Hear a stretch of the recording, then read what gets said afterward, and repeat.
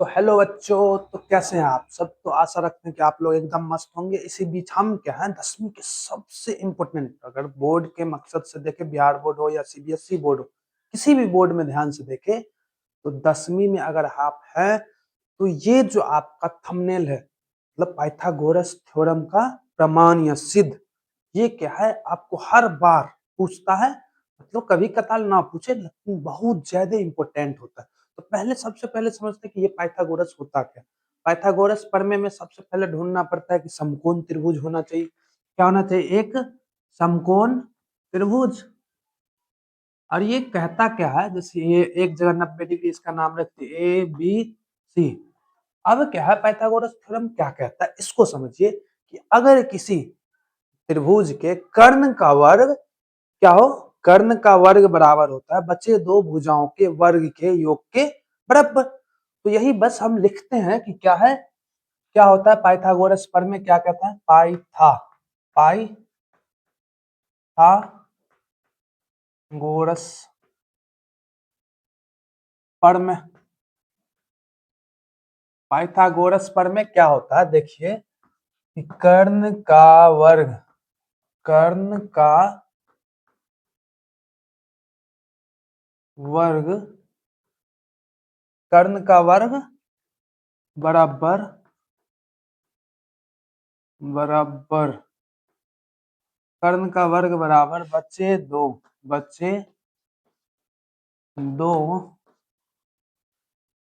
भुजाओं बचे दो भुजाओं के योग के बराबर होता है। तो यही क्या होता है हमारा पाइथागोरस थ्योरम, पाइथागोरस प्रमेय हिंदी में बोले तो। अब समझिए कि इसको हमको क्या करना है आज सिद्ध। तो सिद्ध करने के लिए देखिए, सिद्ध करने में क्या होता है, 90 डिग्री के सामने वाला जो भुजा होता है वो क्या होता है हमारा क्या होता है कर्ण। हाँ, कहीं वही क्या होता है हमारा कर्ण। तो हमें सिद्ध करना है, क्या करना है, सिद्ध करना है। सिद्ध क्या करना है कि जो कर्ण है, तो कर्ण का वर्ग क्या होगा, AC का वर्ग बराबर AB का वर्ग और जोड़ BC का वर्ग। क्या होता है, कर्ण का वर्ग बराबर बच्चे दो भुजाओं के कर्ण का, ये कर्ण AC क्या है कर्ण, तो कर्ण का वर्ग बराबर बचे दो भुजा BC और AB के वर्ग के योग के बराबर होता है। यही हमको क्या करना है सिद्ध, ये जो है प्रमाणित करके लाना है। हमको क्या करना है, सिद्ध करके हमको यही चीज प्राप्त करना। तो उसके लिए हम क्या करेंगे, शुरुआत कैसे करेंगे, अभी इस चीज पे ध्यान दीजिए। सबसे पहले हम एक रचना करेंगे, कंस्ट्रक्शन क्या करेंगे हम, कि इस बिंदु से यहाँ पे हम क्या कर रहे हैं, AC पे लंब दे रहे हैं। तो रचना क्या है, ध्यान से देखिए, रचना रचना यहाँ पे हम किए हैं कि बी, इसका नाम रख दिया हम जैसे डी। तो क्या किए रचना, BD क्या है हमारा लंब है किस पे, रेखा AC पे। ये क्या किया हम रचना, इतना मत डब्बा बनो, कंफ्यूज हो जाओगे। अब थोड़ा सा इसको घुमा लेते ताकि क्या हो, गुड गुड फील आए। अब देखिए क्या करता है, हम इसको घुमा रहे हैं, क्या किए, घुमाए। तो ये था हमारा बी, ये 90 डिग्री वाला कहाँ भेज दिया, ऊपर। और ये आ गया हमारा, इधर घुमाए तो ये आ गया सी और ये आ गया ए, और यहाँ पे ये क्या हमारा लंब, ये क्या है लंब, जो क्या है यहाँ पे डी नाम रखा गया, सिंपल। अब देखो, हमको सिद्ध करने के लिए थोड़ा सा कुछ ध्यान रखना। वैसे ज्यादातर आपको ये थ्योरम क्या है याद करके लगभग जाना पड़ेगा एग्जाम में देने, लेकिन थोड़ा सा हम क्या है ऐसे समझाएंगे कि आपको वहां पे भी कोई दिक्कत नहीं होगा। तो देखिएगा करेंगे क्या, हमको करना पड़ेगा इस त्रिभुज, बड़े वाले त्रिभुज को किसी दो बार करना पड़ेगा। एक बार बड़े वाले का इस छोटे से, फिर बड़े वाले का इस छोटे से, क्या करेंगे हम दोनों को समरूप सिद्ध करेंगे। और समरूप करने के बाद बताएंगे क्या करने वाले हैं, दोनों को समरूप सिद्ध करने के बाद दोनों के भुजाओं का अनुपात लेंगे और फिर आगे का कार्यवाही करेंगे। तो उसको गौर से एकदम बारीकी से देखते चलिए। इस बार हम नजर मारने किसमें, बड़े वाले त्रिभुज ABC, बड़ा वाला तो सबको पता है, त्रिभुज ABC और त्रिभुज छोटा वाला कौन सा, BDC में। तो इन दोनों त्रिभुज में एक बार एक टक की निगाहें लगाइए। ABC क्या है हमारा, ABC, इसमें देखिए ये वाला कोण, ये क्या है कोण बोले तो ए बी सी जो किसके बराबर है 90 डिग्री। और यहाँ पे भी देखिए ये जो लंब डाले तो यहाँ पे भी तो 90 डिग्री कौन बन रहा है, मतलब बी डी सी कौन सा कौन कौन बी डी सी किसके बराबर दोनों 90 डिग्री के बराबर। और ठीक उसी तरह से ये जो कोण सी दिख रहा है क्या इस बड़े वाले में भी है, मतलब ये जो कोण सी है यहाँ पे देखोगे ए बी सी में भी है और इस छोटे वाले में भी है बी डी सी में भी सी दिख रहा है। यहाँ पे भी देखिए बी डी सी इसमें भी ये छोटा वाला कोण है, इसीलिए क्या लिखेंगे हम यहाँ पे कोण सी बराबर कोण सी जिसको क्या है दोनों में है मतलब उभय निष्ठ है। सिंपल। तो अब देखो दूगो कोण बराबर तो ए समरूपता से दोनों त्रिभुज क्या हो गया समरूप। तो ये लिखेंगे हम त्रिभुज ए बी सी समरूप किसके हो गया त्रिभुज बी डी सी के। कैसे तो ए समरूपता से, कैसे ए समरूपता से, ए समरूपता से क्या हो गया दोनों के दोनों त्रिभुज समरूप। अब जरा देखिए दोनों त्रिभुज समरूप तो इनके भुजाओं का अनुपात क्या होगा बराबर। भुजा में यहाँ पे ढूंढना सबसे मुश्किल हो जाता है, इसका कर्ण तो उसका भी कर्ण, इसका लंब तो उसका भी लंब। कर्ण तो यूं ही ढूंढ लीजिए क्योंकि देखिए इसके 90 डिग्री बड़े वाले के लिए क्या है 90 डिग्री के सामने वाला भुजा ए सी। तो हम पहले क्या करें बड़े वाले का लिख रहे हैं और साथ में कर्ण का अनुपात कर्ण ए सी। अगर दो त्रिभुज क्या है समरूप है तो पता है ना भुजाओं का अनुपात बराबर होता है, इसीलिए हम भुजा का अनुपात लिख रहे हैं।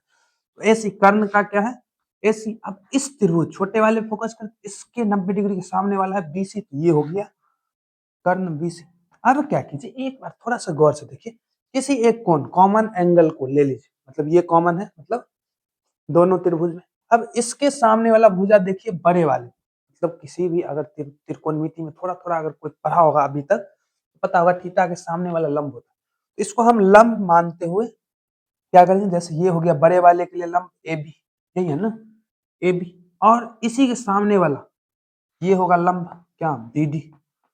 और अब क्या कीजिए दो तो लिख दिए ए सी और ए बी, मतलब बड़े वाले त्रिभुज में क्या हो गया ए सी हो गया ए बी हो गया, बचा कौन बी सी बी सी। और इसमें देखिए बी सी हो गया बी डी हो गया, क्या हो गया छोटे वाले में बी सी हो गया बी डी हो गया, बचा कौन सी डी, तो सी डी। अब करेंगे क्या हमको थोड़ा सा समीकरण की तरफ भागना था, हम क्या करेंगे जो स्क्वायर बना दे, मतलब बीसी और बीसी कोना कोनी गुना होने पे क्या हो जाए स्क्वायर। इस वाले को छांट लेंगे और इन दोनों को बराबर करके हम समीकरण की तरफ भागने लगेंगे। देखिए क्या है ए सी बट्टे में बीसी और बराबर में क्या ऊपर में बीसी और बट्टे में सी डी। और दोनों को क्या करते हैं अब हम कोना कानी गुना, इधर क्या आ गया A C into C D और इधर बराबर में क्या आ गया B C into B C B C square. इसको मान लिए समीकरण एक, इसको मान लिए हम समीकरण एक। फिर हम एक नजर पीछे से देखें क्या आपको दिख रहा है या नहीं, क्योंकि कोई ऑपरेटर है नहीं, तो एक नजर देख लेते हैं। हाँ एकदम प्रॉपर दिख रहा है। तो चलिए अब इतना तक देखने के बाद ठीक इसी तरह से एक बार हम क्या बताएं इस छोटू को लेंगे और बड़े वाले को, और दूसरे बार क्या करने वाले फिर से बड़े वाले इस छोटू को लेंगे और फिर बड़े वाले। इस बार ध्यान देंगे किस पे इस त्रिभुज पे। फिर से लेंगे हम कौन सा त्रिभुज ए बी सी। इस बार क्यों ले क्योंकि तुमको पता है ठीक उसी प्रकार हम दो बार 90 डिग्री ढूंढ देंगे, इसमें एगो 90 डिग्री और इसमें 90 डिग्री और कौन ए कौन ए दोनों ए समरूपता से।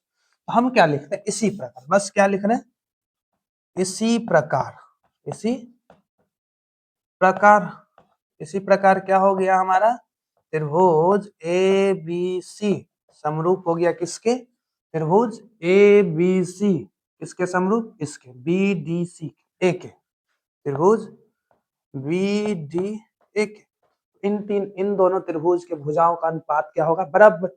फिर से हम क्या करेंगे इनके सामने वाला क्या होगा लंब, तो ए सी बट्टे क्या है ऊपर में ए सी, और इस त्रिभुज के लिए लंब क्या होगा ए बी, तो क्या लिखेंगे बट्टे के नीचे ए बी।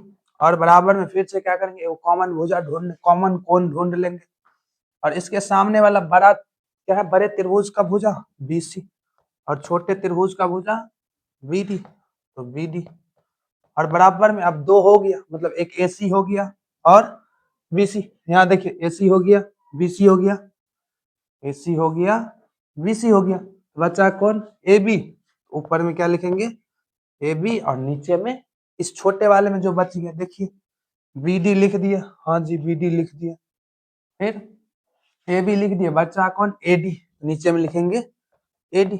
अब क्या करेंगे, हमको तो बनाना है समीकरण, फिर से क्या करेंगे, इसको छांट छूट देंगे और इन दोनों को बराबर कर देंगे, ए सी बट्टे में ए बी, और बराबर में क्या है, ए बी और बट्टे में ए डी। कोना कानी गुना किए तो इधर क्या आ गया, ए बी का स्क्वायर, ए बी का स्क्वायर, और इधर क्या आ गया हमारा, ए सी इंटू में ए डी।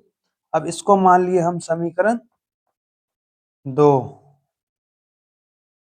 इसको क्या मान लिए हम, समीकरण 2, समीकरण 2, और ये रहा हमारा समीकरण 1। अब देखिए हम पीछे से देख के आते हैं कि स्पेस तो कहीं बचा है या नहीं बचा है, ताकि दोनों समीकरण को बस ऐड करना है। तो हमारे हिसाब से क्या है, स्पेस लगभग गायब हो चुका है पार्थ, स्पेस अब नहीं बच रहा है, तो हम थोड़ा सा क्या करते हैं, इरेज थोड़ा सा तो करना पड़ेगा। आप लोग क्या करो, नोट कर लो जल्दी जल्दी, हम इरेज करने वाले, 1 2 3 4 5, बस इतना ही हम रुकने वाले। इसके बाद हम क्या करते हैं, इरेज, ये वाला पार्ट इरेज कर देते हैं, क्योंकि इक्वेशन 2 फर्स्ट को बचा के रखेंगे और सेकंड को बचा के रखेंगे, ताकि दोनों को क्या कर सके हम, ऐड। इससे क्या होगा, हमारा आगे का प्रोसीजर शुरू होगा, क्यों, क्योंकि हमको याद है इसीलिए, और क्या। यहाँ पे क्या किया, समीकरण, समीकरण 1 और जोड़ 2, तो दोनों को जोड़ते हैं, एक क्या हमारा ये है, जरा देखो, नहीं कुछ तो ऊपर नीचे ऐसे लिख सकते हैं, ऐसे ए सी इंटू सी डी बराबर बी सी का स्क्वायर, और ये लिख दिए हम क्या, इसको पलट के लिखते हैं ताकि क्या हो, ए सी इंटू ए डी, और बराबर में क्या है, ए बी का स्क्वायर। इधर देखिए, इधर तो आ गया ए बी का स्क्वायर और प्लस में बी सी का स्क्वायर, और इधर क्या बचा, ए सी इंटू सी डी, और प्लस में ए सी इंटू ए डी। अब देखो ए सी यहाँ भी, ए सी यहाँ भी, दोनों जगह से ए सी कॉमन ले ले तो क्या हो गया, A C plus C D plus A D, और बराबर में क्या है, ए बी का स्क्वायर और प्लस में बी सी का स्क्वायर। अब यहाँ देखो C D plus A D कहाँ है, ये है सी डी और ये ए डी, ध्यान से देखिए, ये सी डी और प्लस ये ए डी, ये पूरा क्या आएगा, आप इसके जगह पे ए सी लिख सकते हैं, इसके जगह पे क्या लिख लिए, ए सी इंटू में ए सी बराबर में ए बी का स्क्वायर और प्लस में बी सी का स्क्वायर, जो किसके बराबर हो गया, A C into A C square, और बराबर में क्या आ गया, ए बी का स्क्वायर और प्लस बी सी का स्क्वायर। यही हमको क्या करना था, प्रूफ करके लाना था, तो क्या हो गया, प्रूव्ड। एक बार चेक कर लिए लास्ट वाला लाइन दिखता है या नहीं, ठीक है। अरे थोड़ा सा पार्ट नहीं दिख रहा है, तो आपको बता दे, ये वाला थोड़ा सा इधर कहीं लिख देते हैं, इसको हम क्या कर रहे हैं, इरेज, ये वाला पार्ट आपको नहीं दिख रहा, इसीलिए बस क्या है, यहाँ के बाद मतलब इस वाले पार्ट को हम बस यहाँ से उठाएं और यूं यहाँ पे लिख रहे हैं कि A C into A C square और is equal to A B square और प्लस में बी सी स्क्वायर। अब ले, प्रूव हो गया, यही हमको क्या करना था, लाना था। तो इसको आप क्या कीजिए, अब अच्छे से लिखिए, नोट कीजिए, और इसको करना है, याद वाद करके रखना है। आज के लिए इतना ही, have a nice day, bye bye.